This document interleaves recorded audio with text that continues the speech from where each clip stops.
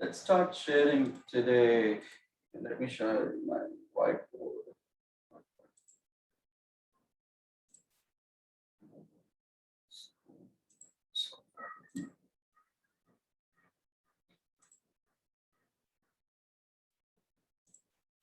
Hey guys, can see my screen? Can you hear me? Am I audible to everyone? Yes, sir. Thank you. Okay, so let's start today's session. Yesterday we discussed about like a brief introduction about ABAP, right? So today we're going to talk about like what are the roles and responsibilities, especially for ABAP, but little bit in more details, like what we can do, like on day-to-day daily basis on SAP ABAP job. Okay, for example, let's say SAP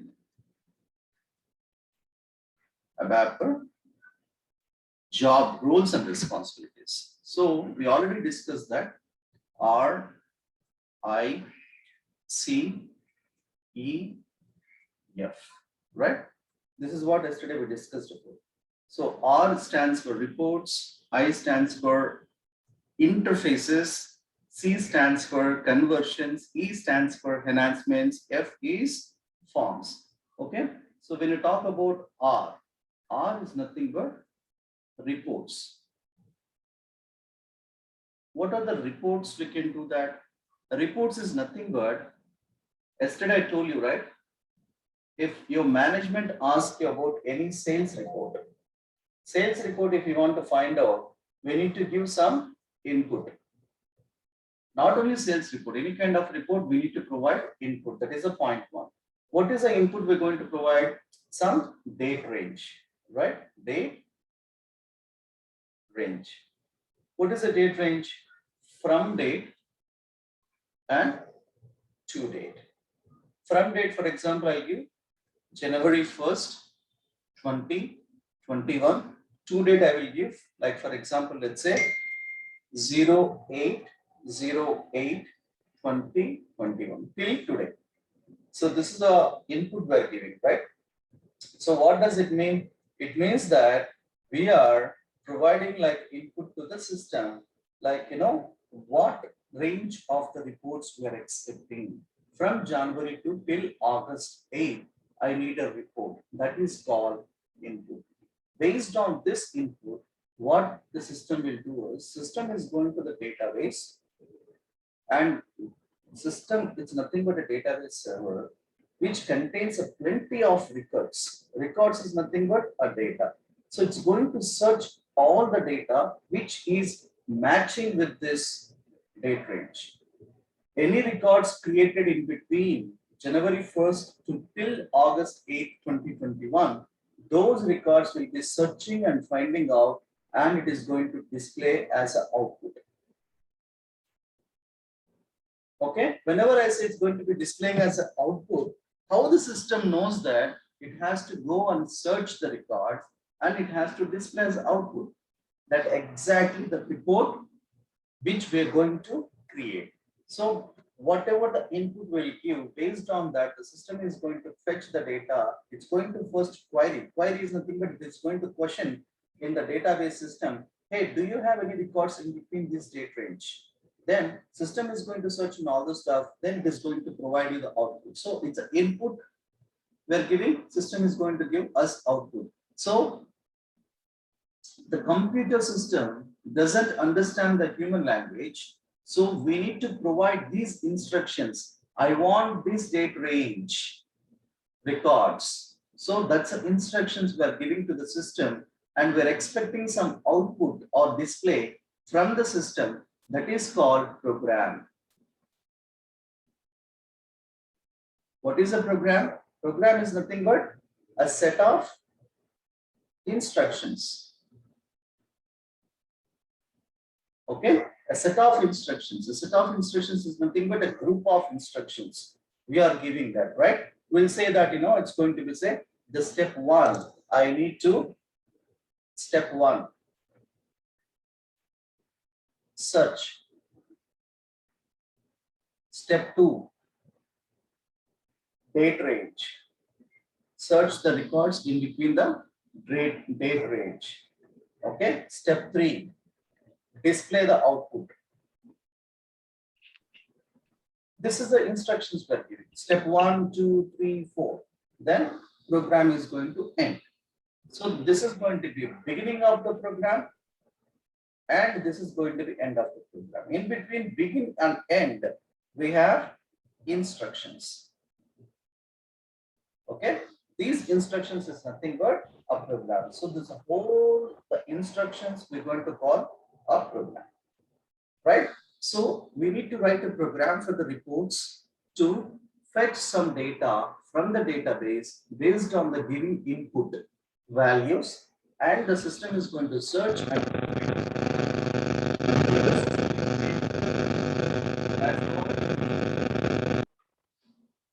okay, so this is going to be a program. Okay, so that's exactly what we do in the reports. What is a report? What is a SAP ABAPer will do? You get a job as SAP ABAPer. What reports you will create? So this is how we need to create a report. Sales report, like day-to-day daily sales report, month-end reports, year-end reports, quarterly reports. We have a lot of reports based on the requirement. The customer will give you the requirement, or the client will give you the requirement. Based on those requirements, we're going to create the reports. Okay. So now what we need to understand is what are the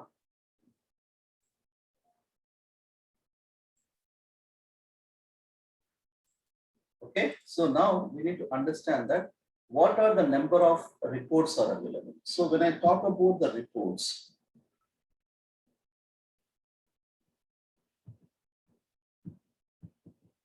okay. So reports types. Reports type, the first one is going to be what? First one is going to be, let me move a little bit on the top. Yeah, now it's okay. Let's look at that. What are the types of reports are available? The types of reports we have here, like I can say classic reports. Second one is going to be interactive reports. Yesterday we discussed about interactive reports, right? Okay. The third one is going to be, I'm writing with the mouse, so my letters are not clear. Just bear with me. It's very difficult to write with the mouse. Okay. It's ALV reports. So I have 3 different types of reports: classic reports, interactive reports, and ALV reports. What are the classic reports? Yesterday I told you that the classic report, nothing but it's going to be a standard report. What is a standard report? A standard report is nothing but in one page. Okay, in one page. Okay, enter the report we're going to display.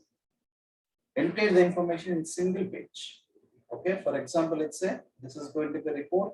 Everything like a date ranges from date to date, and what are the sales records from based on the location, whatever. It's like complete print out in one page, kind of.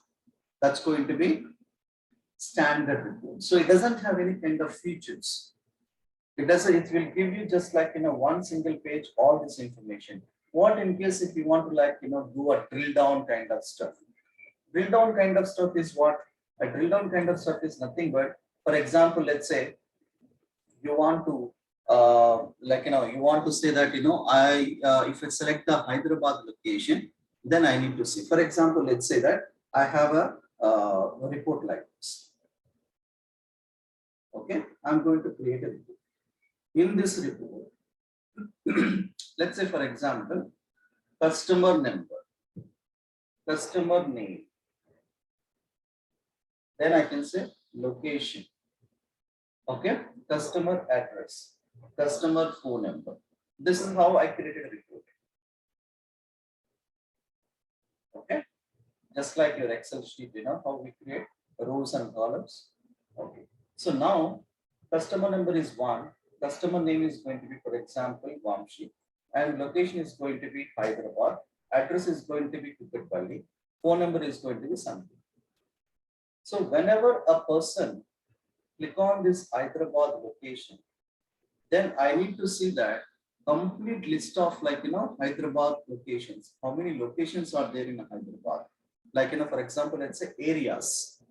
Okay, in Hyderabad, whenever I click on this Hyderabad, it is going to display Kukatpalli, Amirpet, okay, Dilshuk Nagar, Khairatabad, Takri Kapur, right? So it's going to display all these things. Whenever I select the Kukatpalli, it is going to again display all the Kukatpalli, third phase, fourth phase, fifth phase. So when I select the third phase, again it is going to display third phase, how many streets are there. So what does it mean? It's like interactive. I'm going to in detail information. I want to find out which customer, one particular customer who belongs to a fifth phase. So if I want to do that one, this fifth phase is located in Kukatpalli located in Hyderabad. So it's kind of drilled down. It's kind of drilled down. So this is called interactive. When I double click on this location, it is going to open all these things. Areas. When I double click on particular area, it is going to display streets in the particular area. That's kind of drill down reports. It's called interactive, right? Based on what you selected, automatically it is going to provide one more. But you need to understand that this is a one screen, this is a second screen, and this is a third screen. So these are all interconnected. When I open the first screen, I can see this information. One particular piece of information, if I double click on that, the system is going to open the second screen. In the second screen, based on my selection, the screen is going to open the third screen. Like this, I can have any number of screens. Fourth screen or fifth screen. It depends upon what type of report you want to create, how lengthy the report is, and based on the requirements. So we call this kind of report is going to be interactive report. Interactive reports. Don't worry, we're going to create all these things. Okay, first we need to understand that the concept of, okay, that is going to be interactive report. Apart from the interactive report, then it's going to be it's going to be in interactive reports, right? Then we have ALV reports. What is a ALV report?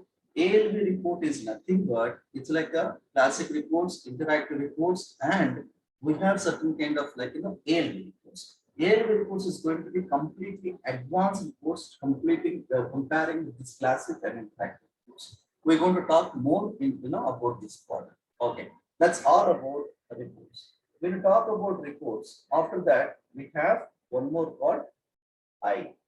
What is the I stands for? I stands for, I can say that I stands for interface.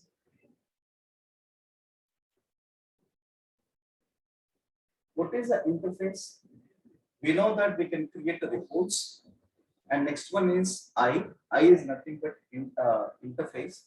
Reports and interface. What is the interface? Interface is nothing but whenever I'm working with SAP, I can connect with the SAP system. Okay, non-SAP systems, and I can also connect SAP to SAP systems. What is a non-SAP systems? Which is not SAP, that is all non-SAP systems. For example, let's say Oracle, Java, .NET, SQL. These are all non-SAP systems, right? Okay, SAP systems, ERP, like EW. I can say HANA. These are all SAP systems. So connectivity in between SAP and non-SAP systems, that's like interface. We can create some interfaces in between these things. And not only that, what we can do is we can also load the data from non-SAP systems. For example, if you provide any data in a file, Excel sheet, or a text file, we can load the data into SAP system. That's also called an interface. We create an interface, nothing but connectivity in between the systems to do some transactions or loading the data. These kind of activities we call it's going to be the interfaces. Okay. Apart from these interfaces, then we have conversion. Conversion is nothing but, again we said that, like, convert, like, connectivity is interface. Conversion is going to be like, when you have a languages, different languages, the systems, like, we have different softwares. When you're connecting with your ABAP system, where we can convert like into one language to another language. Apart from that, we can also, like, conversion, we can do a currency conversion from one country conversion to another country. That kind of things is called conversion. The next one is going to be enhancement. Enhancement, yesterday we already talked about additional requirement. Additional requirements. Okay. The additional requirements is going to be enhancements. Whatever the piece you already built, okay, you gave some report.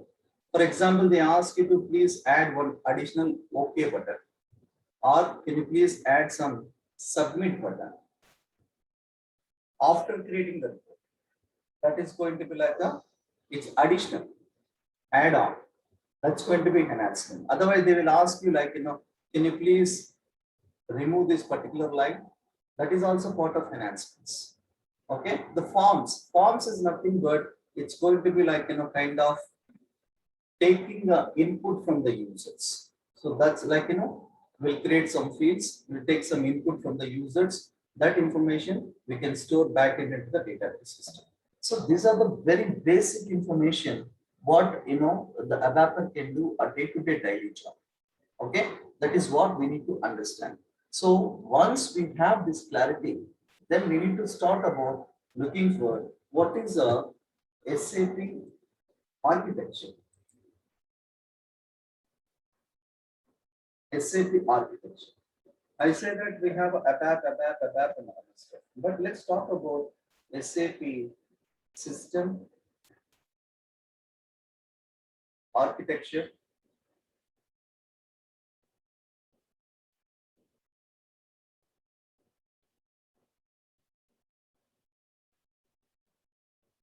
Okay, that's nothing but your ERP system. You can understand like that. Okay, how the system has been built? The system has been built into three-tier architecture. We call it as three-tier architecture. Okay, so three-tier architecture, client or server architecture. What is this three-tier client and server architecture?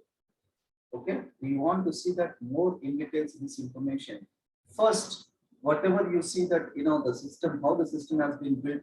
I told you that whatever the data we enter into the SAP system, the data will be stored into the database. Okay, the database is nothing but RDBMS system, relational database management system. Okay, this is nothing but a database. So SAP required a database to store the data. So this is a one layer, one tier. We said three-tier architecture, right? So bottom we have a database. On top of the database, what we can say that I have all the records here, right? So these records, if I want to store here, I need to have some program, right? The program can be written. So how the program can be written? The program can be written on application layer. That is called application layer. So in application layer, especially ABAP is going to be the interface. So there will be ABAP application server. We have any number of ABAP application server. So this is ABAP application server connecting to the database. This is the place where we write all our programs, ABAP programs. Okay. So when I give some program instructions to the database, then what happens is it is going to send you the data back. Right? It is going to send you the data back. So we need to present the data. So on top of this, we have presentation layer. Here we have presentation layer. So what is a presentation layer? Presentation layer is going to be display the output. Display the output. How this presentation layer we can see that based on SAP GUI. GUI is nothing but we call it is a graphical user interface. Every user will have SAP GUI installed in the system. So this is how the system works. So if you want to log on to the SAP system, first we need to log on to the presentation layer by using this SAP GUI. GUI is nothing but it's your login system. Let me check. I have any GUI here.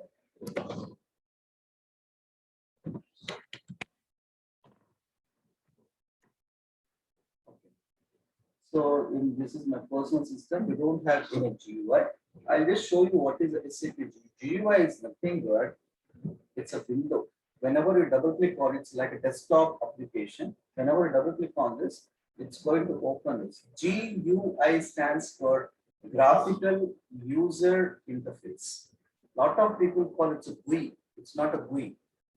So don't murder the words. It's a GUI, graphical user interface. So it will be like like this with the two parts in the screen. First part will be like favorites or shortcuts. Here you will see ABAP servers, or if you are working on BW servers, ERP servers. Okay, you will see like a servers like this. Okay, whichever system you want to log on, you need to select that particular system. And if you double click on this, it's going to open the SAP logon screen. We're going to see that in coming sessions. SAP logon screen opens. Here it is going to ask you your username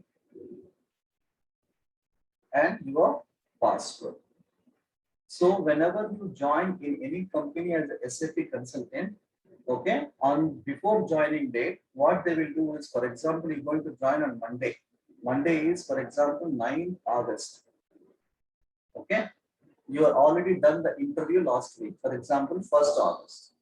So they know that you are going to join on the 9th August. So what your manager will do, your manager will request your username, password creation. Because the manager knows that what job you're going to take care of. If you are ABAPer, they will request ABAP username and password.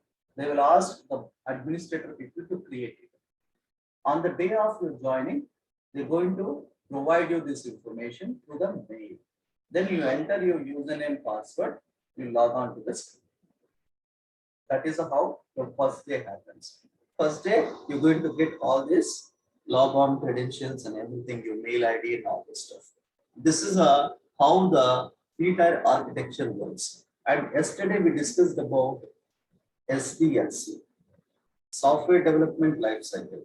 We can also call this is a landscape. We can also call this is landscape. Okay, landscape. Lot of interviews, what they will ask you is, what is your landscape? What is your landscape? If you don't know this, they will think that you don't have any experience. Landscape is nothing but how many systems we have. You need to say that we have a development server, we have a quality server, we have a production server. Okay, development, quality, and production. So this is your ABAP systems. Okay, this is my landscape. Okay, if you have any kind of ERP system, see, don't think that ABAP system is different and ERP system is different. It is both are same. Inside your ERP, sir, this is also ERP. Inside your ERP only we are going to write all the program. Why? Yesterday I told you that SAP has been built on top of ABAP program. Entire SAP has created based on the ABAP program only. So ERP has a lot of data, right? If you want to manipulate the data, read the data, update the data, create the data, we need to write the ABAP program inside the ERP system only. It's not, we're not going to write some outside. Okay, this is going to be the landscape. Landscape is nothing but, in other words, we can say that the number of systems, like connected, the number of systems we are going to use in your project, okay, to complete your project successfully, the number of systems, whatever you're going to use, that the number of systems is called landscape. Like For example, let's say I'm working on HANA also. I'm working on BW also. I'm working on ABAP also, for example. Then what is your landscape? They will ask you. I'll say my ABAP landscape is this. Okay. My BW landscape is going to be, again, I have a quality server, production server, and development server. This is my BW landscape. And what is your HANA landscape? HANA landscape is going to be again this same. Okay. But the thing is, HANA BW is different comparing with ABAP. Okay. ABAP is different. ABAP is always will be working on top of ERP. But BW HANA, it doesn't work on top of ERP. So BW HANA will connect with the ERP. This is the place where the data will be there. Okay, so we'll get the data from ERP into BW and ERP into HANA. So we call it is a source system. And this is a target system. If they ask me what is the landscape, if I'm working as a HANA consultant, if they ask me what is the landscape is we'll have an ERP system, we'll connect the ERP system to get the data. That's my source system. And we have a HANA development server, quality server, and production server. And we also use business objects data services to extract the data, transform the data, load the data. And we use Power BI or we use Tableau as a reporting. So these are all my landscapes whenever they ask you about the HANA. But whenever they ask you about the ABAP, I can say that ERP system itself has the data. I'm going to connect it, read the data, and I'm going to provide the output. I'll do nothing else more than this. Reading, updating, manipulating all the data inside the ERP. This is going to be the landscape. This is what we need to understand. Apart from this, one very important concept which we need to understand is going to be,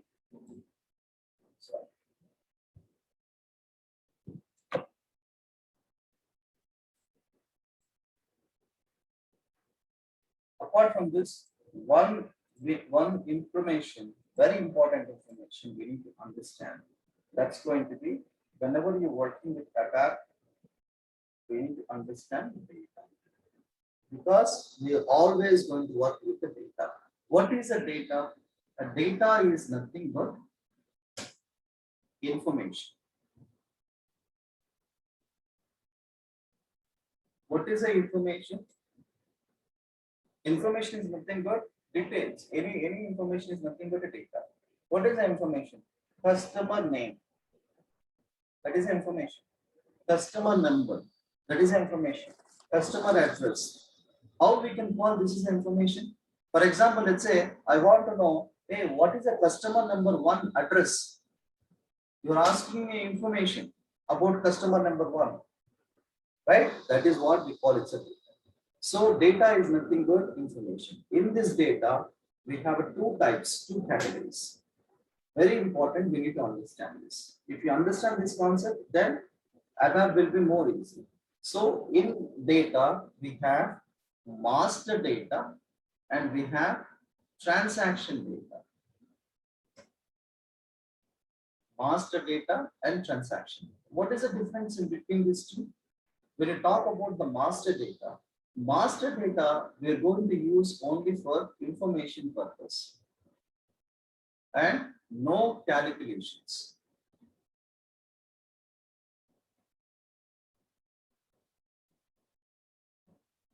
No change. Okay, that's going to be master. So when you talk about what is a transaction data, and transaction data we use for calculation purpose.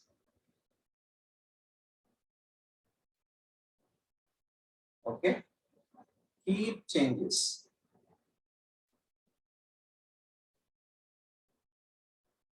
Okay, that's going to be transaction data. Okay, so but always connects with master data. Why? Why it has to connect with the master data? Without the master data,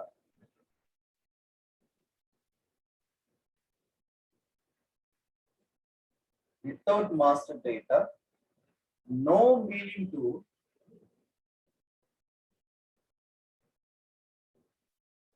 transaction data.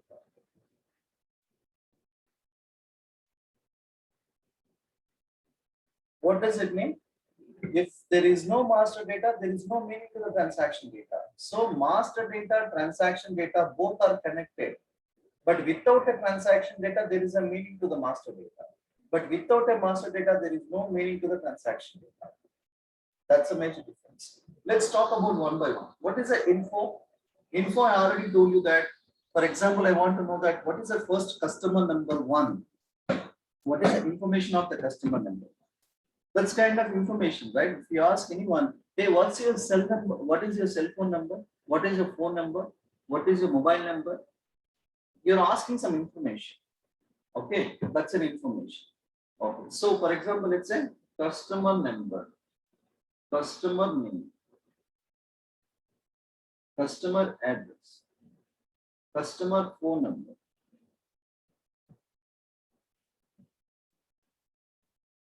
So these are all called master data.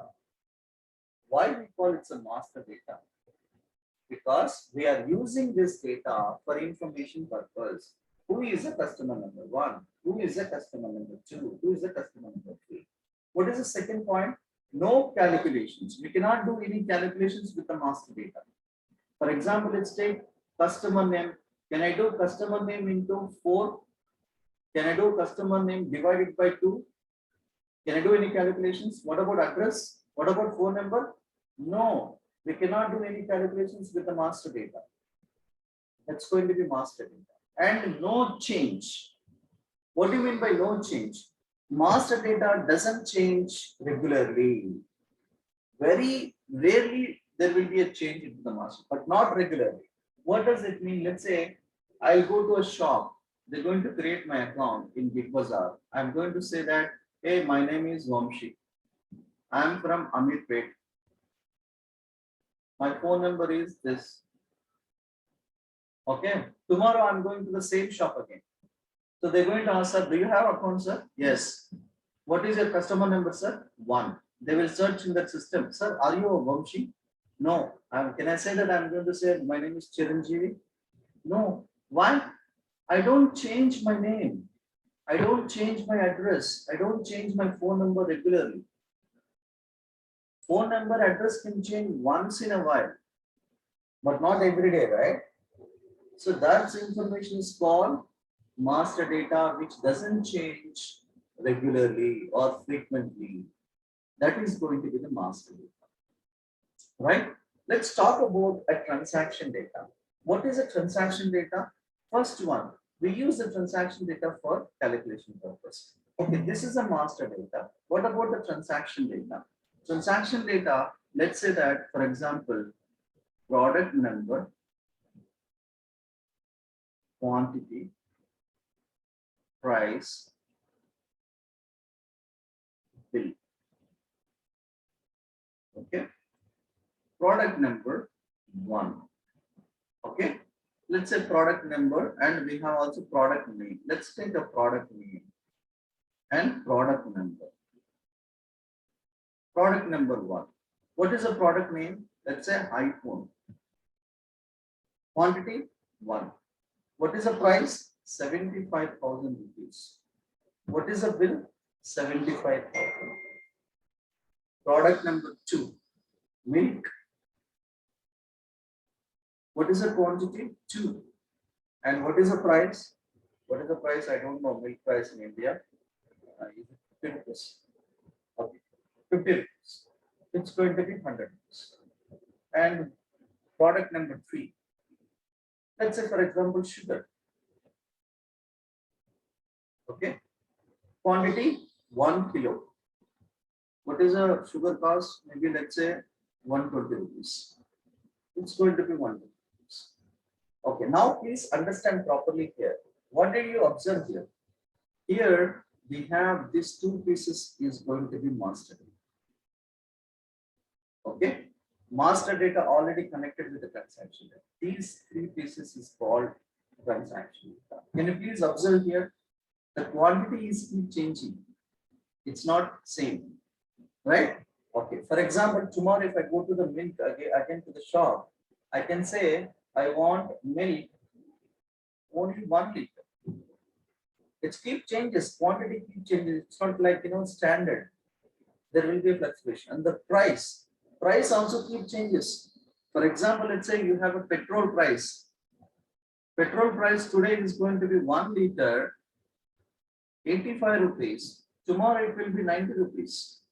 There is a fluctuation into the price. There is a keep changing. And what is this bill?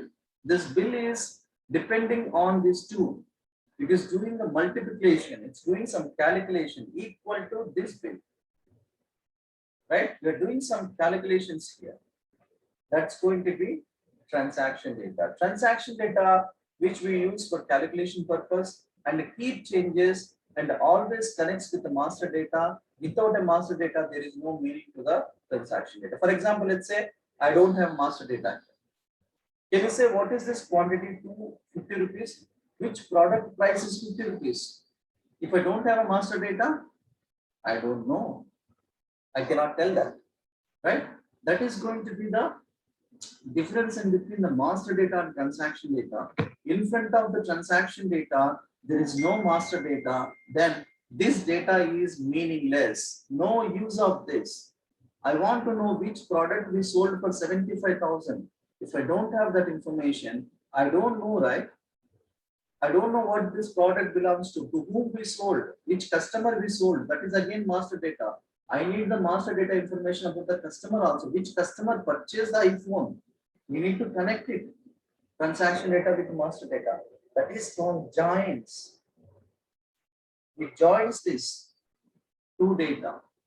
Okay. So always in the database, what we will do is in any database system, we'll create a tables. Okay. We'll create a tables. What is a table? A table contains a structure like this with rows and columns. Okay, so we're going to store master data in separate and we're going to store transaction data separate in different tables. This is a transaction. And then we'll join this, we'll connect these two. So now the question is, why should we store master data and transaction data separate? Why we cannot store into one single table? If you store into one single table, there will be like a 75 columns, 100 columns, 200 columns kind of stuff. It becomes a very big and very lengthy and very heavy size. So we always separate with the master data separate and transaction data separate. Whenever we require, we join these two and connect with these two and get the, that is an easy method. That's the reason the data will be separated into different tables. Even transaction data also, like, it may contains into number of tables, like a header table, okay, line item table. We can also call like this. So it will be like divided into different tables. This is a database concept. That is a data. So what is the data? Data is nothing but information. Data has two types, master data and transaction data. Master data is nothing but which we use for information purpose. We don't use it for calculation. It doesn't change frequently. Transaction data, which we use it for calculation purpose, which keep changes and always it connects with the master data. Otherwise, there is no meaning to the transaction data. And so master data and transaction data are divided, separated. I can say that stored in separate tables. And whenever we want to combine these two, we joins this master data plus transaction data. We use some joins. We have a joins class separate. We're going to talk about what are the number of joins we have, right? So this is a total story about the master data and transaction data. Now, going forward, we're going to work with master data and we're going to work with the transaction data law. Very we're going to write number of programs. So at the time, we should not think about what is this master data, what is this transaction data. If you have some clarity, it will be easy for you to understand. Whenever you're talking about master data, transaction data, and all that stuff, right? So this is what is the whole story about your master data and transaction data. And let's talk about little bit Now we're going to start ABAP. What is ABAP? ABAP stands for Advanced Business Application Programming. Advanced Business Application Programming. It is a programming language. A programming language is nothing but it is used to provide some information to the system or instructions to the system. Based on our instruction, the system will respond and provide you the answer or results. That is a program. Let it be C program or Oracle program or SQL program or anything. We do the same thing. Normally, a standard definition for program. What is a program? A program is nothing but a set of instructions. Set of instructions. Okay, and we can also call a set of statements.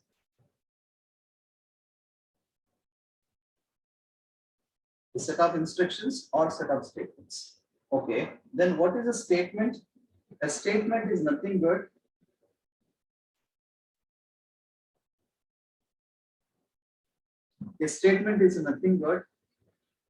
combination of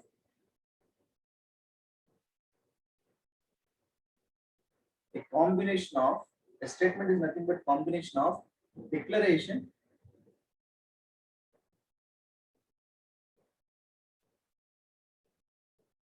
okay operators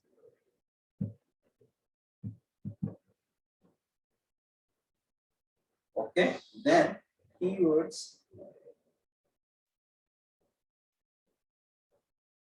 then operands.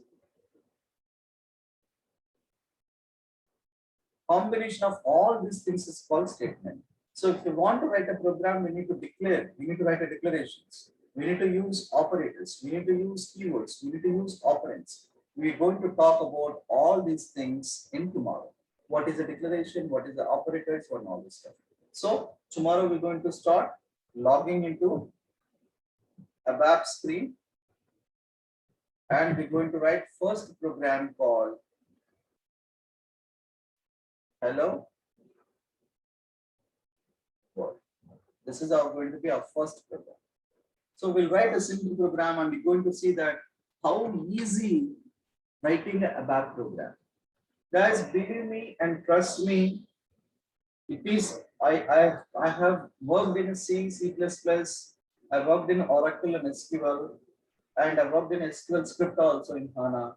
But I'm telling you, ABAP is going to be one of the easiest programming language. Believe me that. I'm going to make sure that you also going to feel the same way. I'm going to start from the scratch. Hello world. We write in a very simple programs in the beginning. So it will give you a lot of comfort for you to understand and you try to figure it out how easy it is to learn and how easy it is to write the programs. Okay. So this is all the story about your introduction to your ABAP and data, and we talked about 3-tier architectures. We talked about what is the RISE and everything, right? I'm going to stop it here today. And what is the questions? If you have any questions, you can go ahead and shoot it to me. Any questions you have? Anyone? Is it clear today's class? Did you understand something? Is it easy to understand the class? Or are you feeling very complicated? Yeah, you can open your mic. Easy? Is it easy to understand? Yes, sir. Very good. Any questions in today's class? Did you understand the difference in between the data?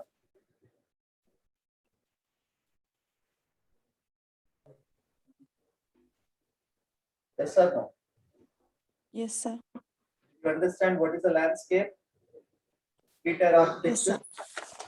Very good. So if anybody asks in interview, can you explain what is the landscape? Yes, sir. Very good. And 3-tier architecture also, right? That is how it has been built. And tomorrow you see that how to log on to the screen and all this stuff. Right, guys? Okay. So if you want to continue from tomorrow, you need to start paying the fee. Send a mail to me. I'll send you the details for payment, and I'll provide you the server access immediately. Then you can start using the server from tomorrow onwards. Yeah. Any more questions? Sir, what was the system configuration to install? Don't, it is a ready-made system, sir. It's simple, connect and use it. You don't need to install anything. Thank It's a you. remote desktop. Okay. Thank you. No need to install anything. Simply, I'll give you the username and password. How to connect the system, I'll show you. It's completely online. You can simply connect and start use the system. Plug and play. Yeah. Thank you, sir. Any more questions? All good? Okay. And I need to tell you one more thing. I'm going to provide you SAP materials.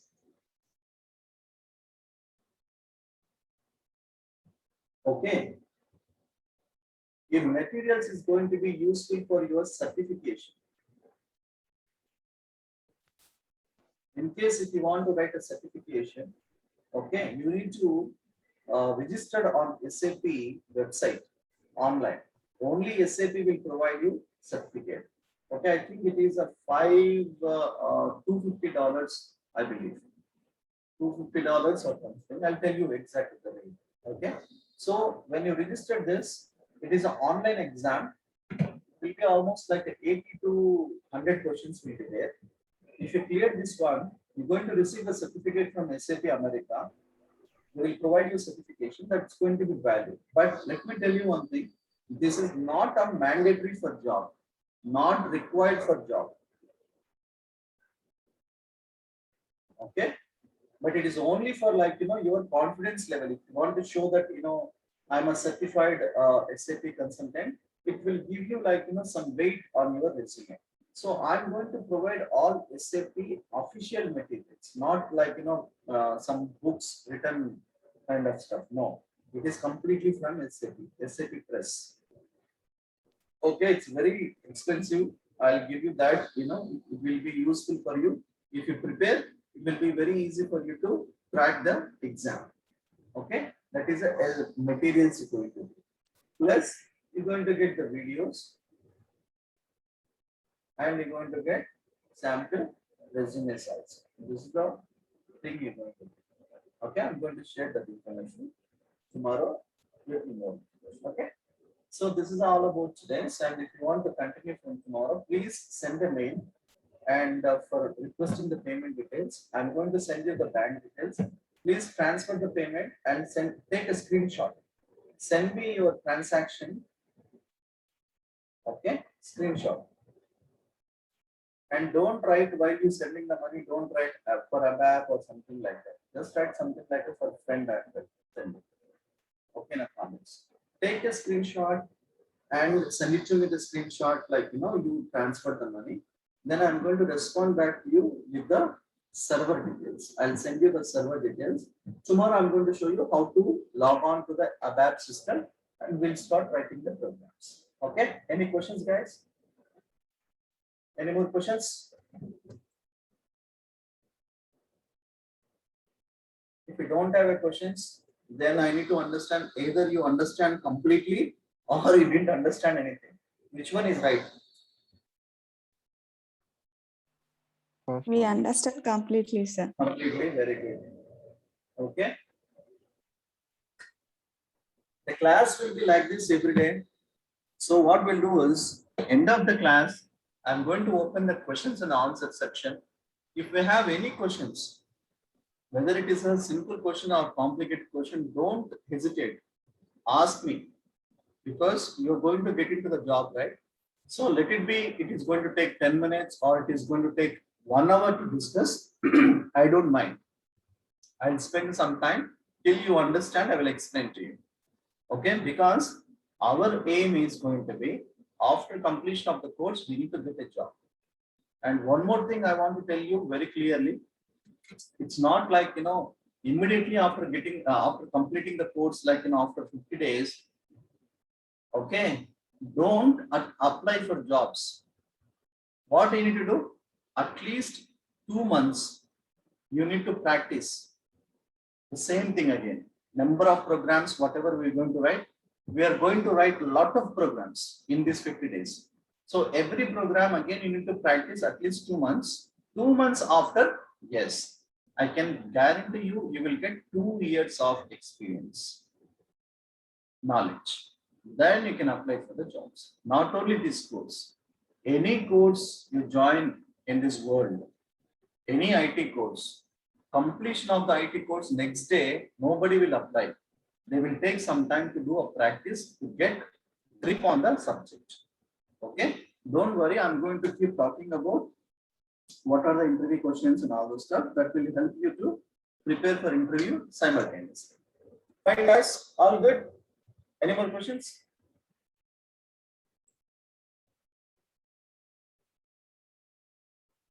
No more?